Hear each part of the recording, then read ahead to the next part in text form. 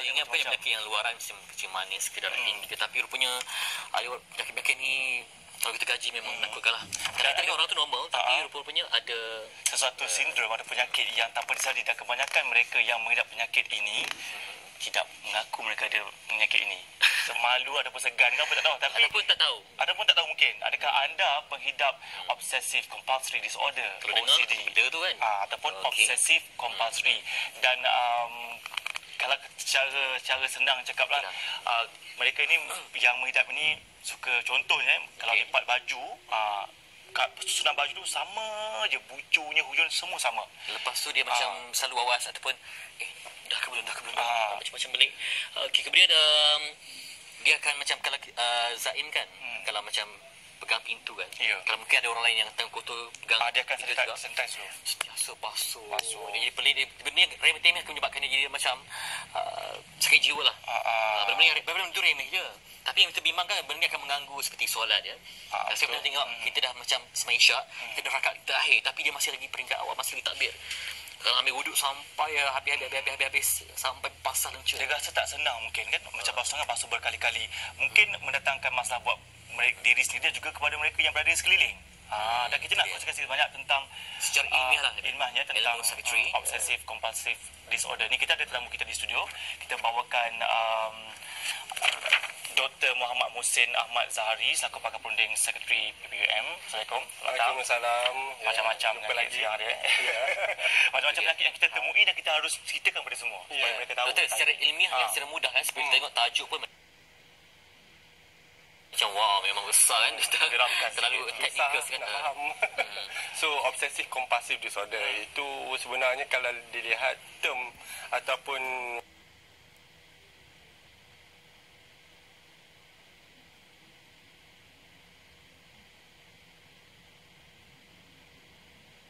tu lebih menjurus pada penyakit. Penyakit tu kalau ikut komponennya macam apa yang obsesi atau lagi satu kompulsif. Jadi ada dua bentuk dekat situ. So untuk mudah memahami ni, macam tadi lakonan tadi memang betul sekali lah. Contohnya bila dia nak pergi buka pintu, dia nak pegang tombol pintu tu pun kena pegang banyak kali. Sebab dia kata ini kalau dia pegang terus kotor, jadi dia cuci dulu. Ataupun dia bukan buat-buat lah ya? Tak. Ini penyakit ni sebenarnya daripada otak lah. Sebenarnya kalau dilihatnya ada keseimbangan bahan kimia dalam otak tu. Ada orang bertanya, macam mana nak bezakan antara ni memang penyakit dengan mengada-ngada dia? Mengada-ngada. Kalau kata mengada-ngada lawak ni, itulah cakap sengaja ke tak sengaja?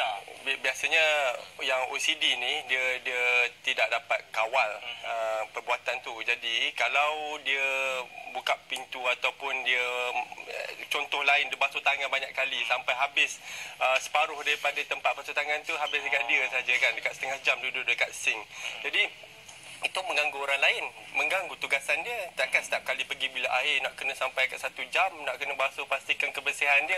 Mandi sampai sejam. Kita kerap juga tengok pesakit yang macam ni. Dan tadi cantik tadi, orderliness dia panggil. Maknanya dia kena susun, kena ikut aturan seperti yang dia kena. Kalau kain dia, kalau dia susun dekat amari tu, mungkin dia kata ini kena semua kena lurus, warna diasingkan. Jadi bayangkan kalau setiap hari kena mengikut cara ni. Dan kalau dilihat kan, ini bukan semua orang macam ni. Orang lain boleh letak warna color ke, kita ada cara kita yang biasa. Kadang-kadang ada macam nak pergi ke bawah rumah pun kan, ke kafe makan ke, tetap nak pakai baju kasut mesti sama.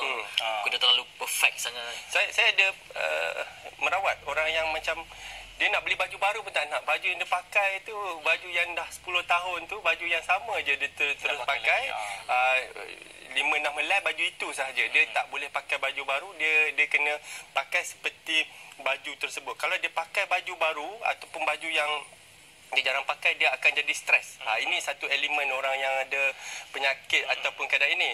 Dia kalau orang yang buat-buat tadi dia tak nampak stres. Dia mungkin biasa je, tapi orang yang macam ni dia sedar yang perbuatan dia sendiri tak selesa dan tak betul. Orang kalau tengok, orang kata ini mungkin ada satu masalah. Kalau boleh kita sebut sebagai penderita ke?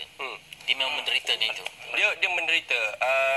Jadi kalau kita lihat daripada segi perawatannya, masa kita nak tengok kes macam ni, ada yang sikit. Yang sikit ni tak adalah gangguan sangat, macam basuh tangan sahaja macam tu. Tetapi dia mungkin 10 kali dah okey, jadi orang mungkin tak perasan. Tapi ada yang sampai dia nak pergi bilik air, setiap kali dia pergi ke bilik air, dia tahu bilik air tu kotor, dia kena cuci dulu bilik air tu semua, jadi sampai sejam. Itu memang ada, doktor.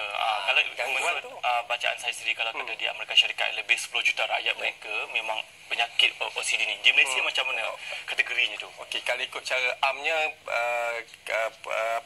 prevalence-nya ataupun kejadiannya lebih kurang 2% daripada keseluruhan orang lah. Jadi penyakit ni ada. Cuma kalau dilihat dalam penyakit-penyakit ataupun gangguan mental tu, dia ni jatuh pada ke-4 ke-5 lah. Yang pertama biasanya kemurungan tu tetap. Dan kadang-kadang kita kena selidik lebih detail. Kadang-kadang masalah kerisauan tu yang sebenarnya, daripada dia basuh tangan tu ataupun dia berfikiran rumination. Yang tadilah dia, kalau orang Islam tu nak sembahyang dekat tak habis-habis imam dah nak dah rokok. Itu dah jadi faktor lain dah. Tapi mereka yang mengidap OCD ni adakah ada kategori tertentu? Okey, macam kita kata tadi, penyakit tu satu, dan yang setengah tu dia macam dah jadi perwatakan ataupun personality dia sendiri. Jadi personality ni biasanya dia tak sampai mengganggu dia punya tugas seharian, tetapi setiap apa yang dia buat, dia jenis perfectionist. Dia kena buat sesuatu tu, kena buat sebaiknya. Kalau dia berfikir pasal kebersihan tu, semua nak kena bersih sebersih-bersihnya sampai menimbulkan pergaduhan dengan orang lain macam tu lah. Jadi itu satu elemen lagi. Dan kadang-kadang kita pun sendiri macam kita risau, macam saya ada pesakit yang dia kena malam-malam kena buka cek pintu tu berkunci ke tak. Dia masalahnya dia fikir takut ada orang nak masuk. Jadi berkali-kali dekat 10 kali 15 kali sebelum masuk bilik tidur contoh dia kan. Jadi ini pun ada yang macam itu juga. Jadi ini satu yang macam dah 15 kali 10 kali tu penyakit lah. Tetapi kadang-kadang ada orang yang jenis dia terlalu anxious, terlalu risau tu, anxiety dia lebih ya. Itu pun macam perwatakan ataupun karakter seseorang juga. Macam dalam perubatan ada macam hypochondriac sikit nak jumpa doktor sikit dia terlalu terlalu concern dengan diri dia. Baik, faktor penyumbang yang paling besar sekali apa? Mungkin kerana genetik ke, konflik ke, masa lalu ke, macam mana? Genetik tu memang ada, tetapi sebelum kita bercakap pasal genetik, biasanya kita ada kejadian, contohnya pada masa dia kecil ke ataupun masa dia remaja mengalami satu peristiwa, mungkin dia terkejut dengan satu benda yang tak amat kotor ke macam tu. Itu biasa ada puncanya. Tetapi dia disokong oleh genetik lah. Mungkin ada kerabat dia, saudara mara dia yang ada elemen-elemen sama ada perwatakan dia memang jenis obsesif ni ataupun kompulsif ni. Sebenarnya kalau lihat obsesif ni, dia lebih kepada fikiran dalam otak. Obsesif ni dia tak buat. Tapi kompulsif ni dia melakukan. Jadi dia ni seimbang sebenarnya. Macam contohnya dia risau pintu tadi berkunci ke tak, saya katakan. Jadi nak mengatasi kerisauan tu, dia terpaksa cek pintu tu.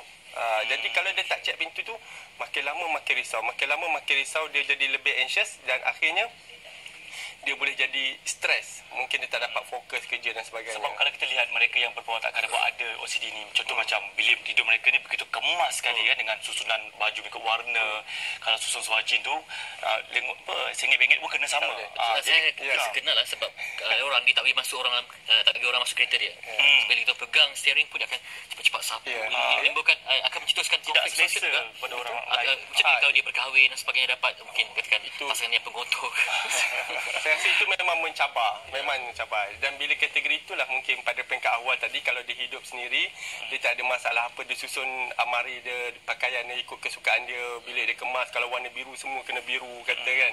Dia dah cantik, tak apa, dia tak mengganggu orang. Jadi itu mungkin perwatakan. Tetapi bila dia kahwin, dia terpaksa berjumpa dengan seorang yang pengotor, jadi satu masalah lah tu. Jadi dia daripada perwatakan jadi satu gangguan lah kiranya. Di situ kadang-kadang ada keperluan tak untuk dapat rawatan sebab rawatan dia pun kalau macam ni ada beberapa cara lah juga kan. Jadi kita kena perbincangkan lebih detail. Tapi mungkin pada satu masa dia tak menjadi satu gangguan, tapi dia berpotensi pada masa hadapan tu konteks kerja ke bila berkahwin dia sebab orang yang mungkin baru kenali mungkin agak kagum dengan mereka sebab mereka betul-betul perici, teliti kan.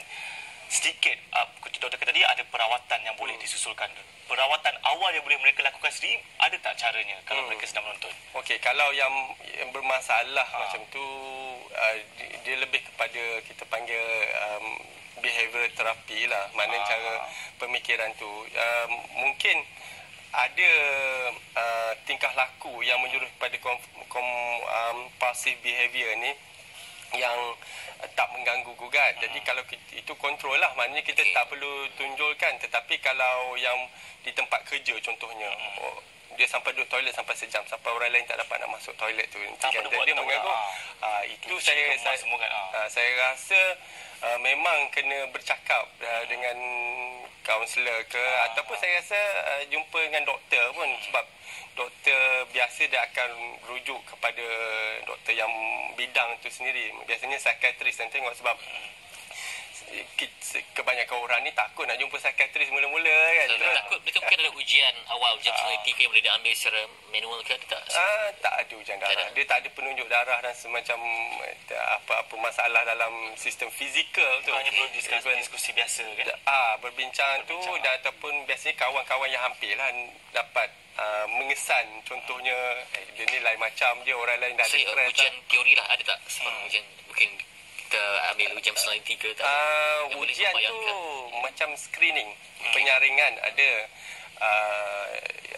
Dia macam scale YOCBS tu contohnya, dia boleh mengesan. Tetapi ujian ini perlu dibuat oleh orang yang ada bertauliah jugalah dalam bidang tu, sama ada psikologis atau psikiatris.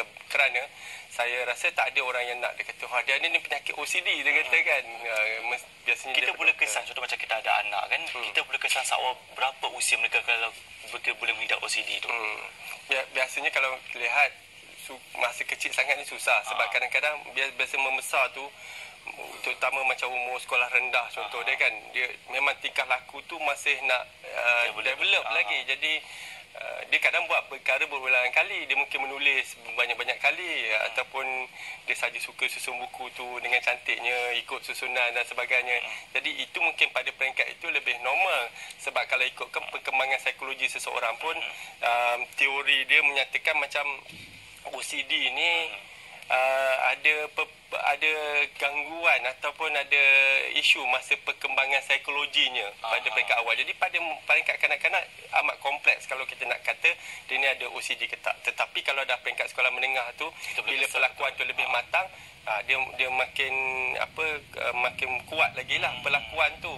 Contohnya dekat rumah nampak dia duduk dah umur belasan tahun, dia start duduk dekat bilik air lama ke, ataupun kalau nak makan tu dia kena basuh pinggan dia sendiri ke contohnya, sebab dia takutkan contamination, dia punya tak boleh campur dengan orang lain. Itu boleh jadi itu tanda-tanda awal lah. Dia bimbang sebab ia kan melibatkan hubungan sosial. Ada orang tak pergi masuk rumah dia sebab dia takut pasu bunga dia pecah kan. Kalau dia dah hias begitu cantik, tu teliti, jadi rumah tu hanya menjadi perhiasan untuk dia seorang saja. Jadi tak ada hubungan komunikasi sosial itu tidak ada. Mungkin kalau dibiarkan lagi berusia lagi menjadi saya ada beberapa pesakit yang kategorikan yang agak serius lah, sebab ubat pun terpaksa ditingkatkan. Lepas ditingkatkan baru dia boleh berfungsi seperti biasa, maknanya boleh jumpa orang.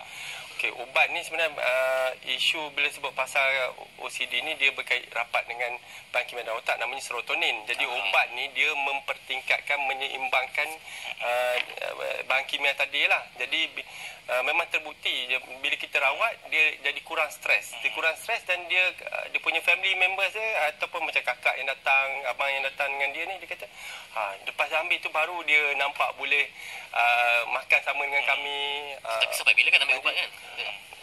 Biasanya penyakit ni sukar untuk macam nak pulih cure lah masanya. Tetapi boleh ditangani dan dia bukan sepanjang masa, dan ada masa-masa tu mungkin tahun ini teruk sebab dia ada stres apa-apa ke, tapi bila keadaan okey dia kurang. Jadi mungkin kalau ubat tu kita boleh tengok lah, bila dia kurang tu ubat tu kita boleh ringankanlah, sama ada berhenti ke atau kurangkan dan sebagainya. Tadi doktor dia sebut tentang genetik kan. Maksudnya bukanlah kita bergantung sepenuhnya pada genetik bahawa kita dapat, ataupun kita dapat apa genetik. Kebanyakan kalau lihat penyakit macam kemurungan ke ataupun penyakit bipolar yang itu kan, itu semua ada faktor genetik, tetapi genetik tu sendiri bukan orang kata macam determinant, nak guarantee dia dapat, bukan causal, tak tentu. Tetapi kalau duduk dalam keadaan stres, dia keluarganya semua jenis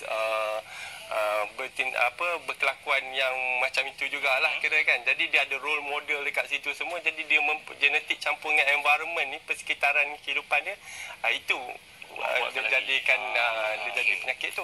Baik, ada seorang pemanggil tanyakan soalan ni talian. Assalamualaikum. Selamat pagi. Ya, Waalaikumsalam. Siapa? Atika. Okey, ya. Okey, silakan soalan pada doktor. Okey. Doktor. Ya. Saya bagi. Saya ingin bertanya. Hello? Silakan teruskan Atika. Okey, doktor, saya ingin bertanya, apa beza OCD dengan ADHD? Sebabkan saya perasan abang saya selepas dia tamat pengajian, tingkah laku dia berubah. Dia menghabiskan masa yang sangat lama dalam tandas, lebih kurang sejam. Lepas tu dia cakapkan macam orang sekeliling faham, dan saya kesianlah dengan dia kan. Lepas tu kan satu lagi, dia membuat satu perkara tu macam wiring apa kan, mengambil masa yang agak lama lah. Lepas tu dia makan dengan slow, lambat. Jadi kan ingat ini macam autism kan, tapi tak logik lah. Sebab dia macam lebih kepada bidang sains, tapi disebabkan tingkah laku dia tu, dia suka untuk mendapatkan Doktor pekerjaan. salam tu Atika. Mungkin pergaulan komunikasi dia. Pada dia, abang tu dia pelajaran dia setakat mana dan macam mana dia berinteraksi dengan ahli keluarga kesusahannya? Dia ambil bidang engineering, computer engineering, tapi dia suka menyendiri. Dia taklah pembersih sangat. Dulu waktu sekolah menengah ya, tapi lepas dia menamatkan pengajian di universiti, dia macam kalau aku dia berubah, kami tak tahu apa, tak pasti. Bila kami bergaul bersama kan, sekarang umur dia 30 anak kan. Dia macam dia seolah-olah dengan dunia dia. Kami bercerita kan, kami berkumpul keluarga kan, dia seolah-olah tidak dipedulikan. Dia macam, bila dia cakap pelik, dia macam syok sendiri gitu. Dia bukanlah macam ada pengaruh apa-apa kan. Dia macam itu kan, macam orang yang sema habis ni. Macam tu lah. Jadi kami semua orang yang happy go lucky kan. Tiba-tiba bila dia seorang sahaja. Dah lah dia anak sulung kan. Jadi Berbeza sedikit lah. Okey Atika. Terima kasih banyak-banyak. Dengarkan jumpa doktor ya. Okey doktor, bagaimana? Silakan doktor. Puan Cik Atikah bercakap tadi, bercakap pasal abang dia.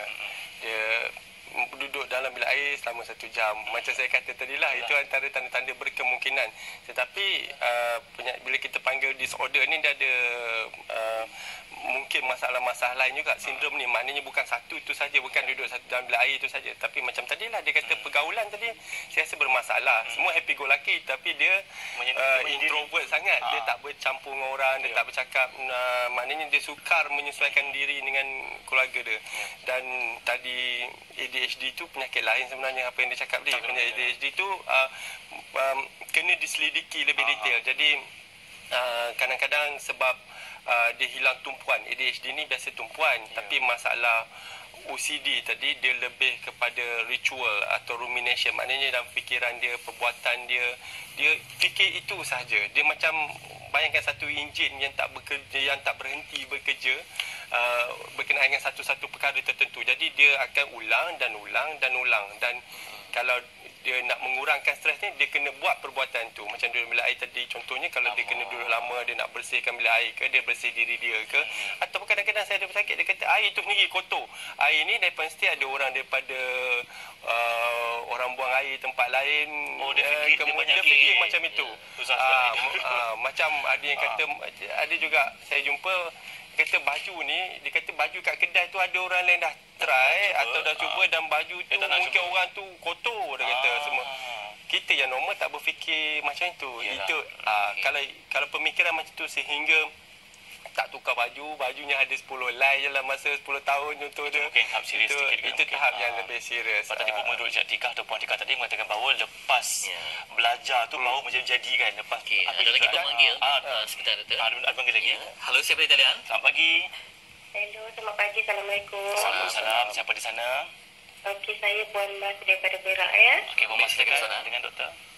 Okey, Assalamualaikum Doktor. Waalaikumsalam. Okey, saya nak bertanya pada doktor lah.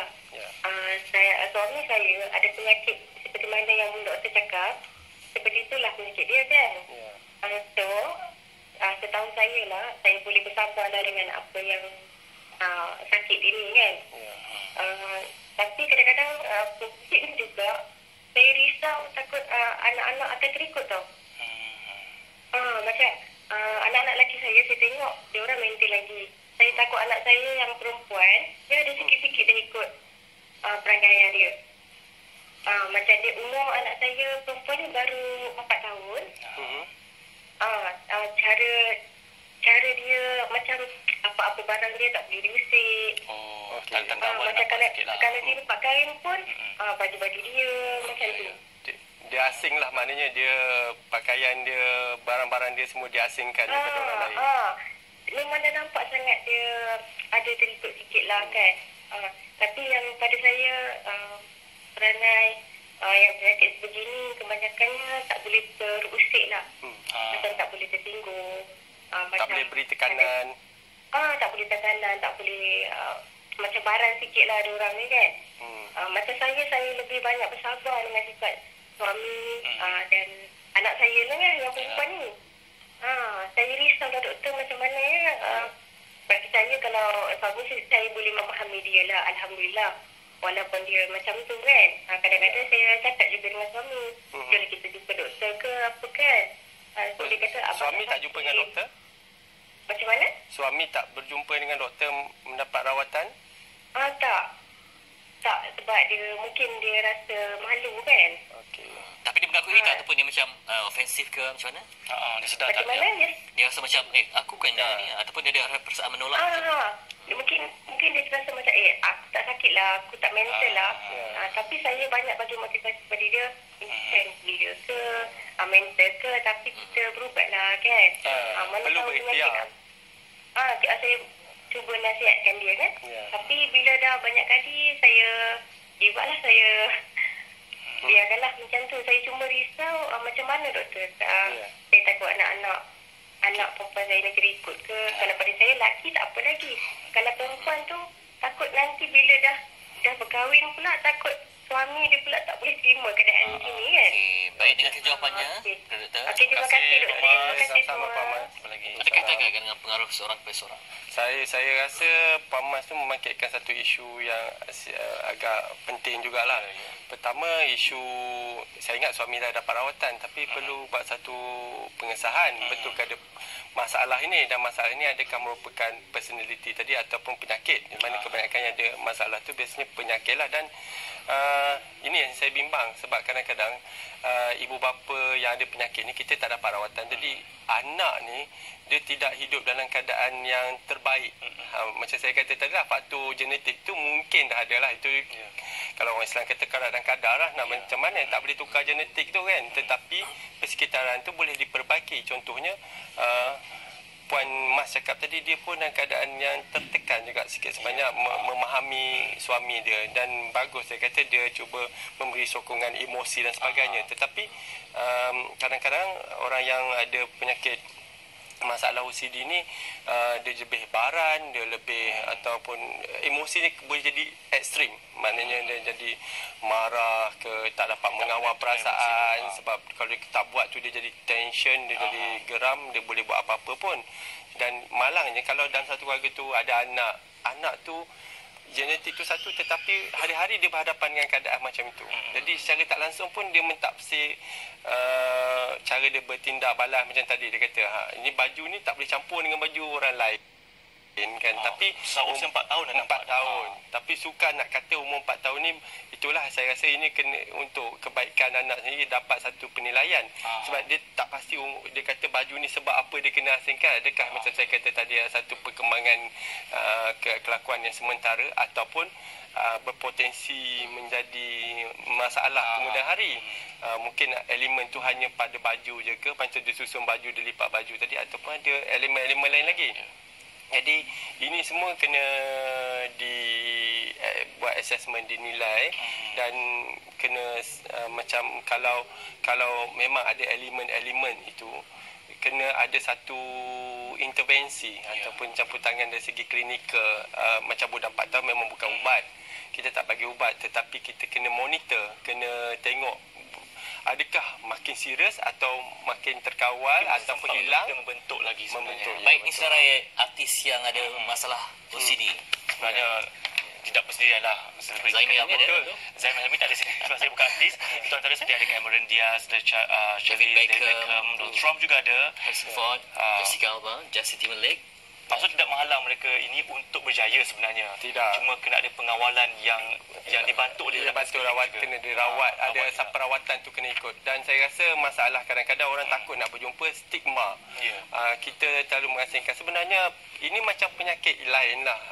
Maknanya ada kadang-kadang dia datang, kadang-kadang dia pergi, dia dapat ubat, dia hilang, dia kurang. Jadi kalau mereka ada masalah ni, kalau stigma tu sebagai yang menghantui, menghalang daripada dapat merawatan tu, dia takut, dia bagi implikasi impak pada keluarga dan sebagainya tadi. Jadi fikirkanlah sama ada kita tak mahu mendapat nasihat rawatan, ataupun kita takut stigma tadi. Jadi kalau kita terlalu takut stigma tu, akhirnya rawat lagi sukar rawatan tu. Kan takut lagi jadi lebih serius. Rawatlah walaupun dia bukan nampak kudis, nampak luka, tapi penting supaya melibatkan kejiwaan ya. Terima kasih untuk Dr. Muhammad